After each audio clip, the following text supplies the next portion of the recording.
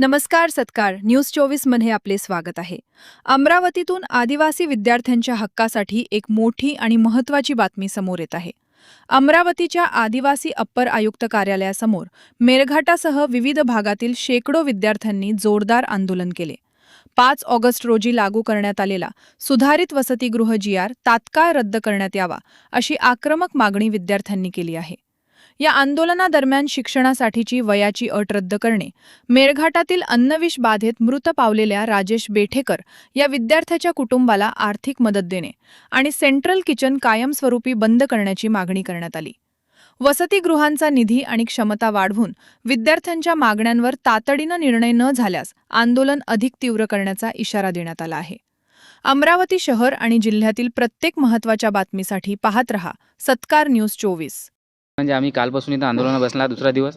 कालपासून आमच्या एकच मागण्या आहेत की GR जो शासनाने 5 ऑगस्ट रोजी जो GR काढलेला आहे, त्यानंतर सुधारित GR 14 ऑगस्ट रोजी काढलेला आहे, तो GR तात्काळ रद्द करण्यात यावा. वसतिगृहाची आणि दीनदयालची हे साईट स्वतंत्र करण्यात यावी व तसेच महर्षी पब्लिक स्कूल व तसेच गडचिरोलीमध्ये जे काही दुर्दैवी घटना घडली त्यांची सखोल चौकशी व्हावी, दोषीवर कठोर कारवाई व्हावी व ज्यांनी आपले नुकसान झाले आहे लोकांचे त्यांना आर्थिक सहाय्य देण्यात यावे. हे शासनाकडे आमचे काही मुद्दे होते. या सभागृहात इथं आलो होतो. त्यानंतर आमचे असे काही मुद्दे होते, जसे दीनदयाळचे जे रक्कम आहे ते वाढ करण्यात यावी. कारण महागाई आपण पाहतोच की महागाई किती टोकावर पोहोचली आहे. कारण शासनसुद्धा ऑटोमेथन आयोग लागू करत आहे आणि या सर्व मागण्या घेऊन आणि तसेच आमचे ड्रेस कोड, टूर प्रोजेक्ट आणि टेक्शनरी यांची पण वाढ करण्यात यावी. याच्या रकमेमध्ये पण हा पण मुद्दा आम्ही घेऊन इथं आलो होतो. पण झालं असं, काल AT साहेबांशी चर्चा झाली असता इथं AT साहेब आले होते. त्यांनी फक्त आम्हाला सरळ एकच सांगितलं की आमच्याकडे फंड नाही. आमचं म्हणणं हे आहे, जर आदिवासी विभागाकडे फंड नाही तर आदिवासी विभागाचा फंड हा लाडक्या बहिणीकडे गेला कसं काय?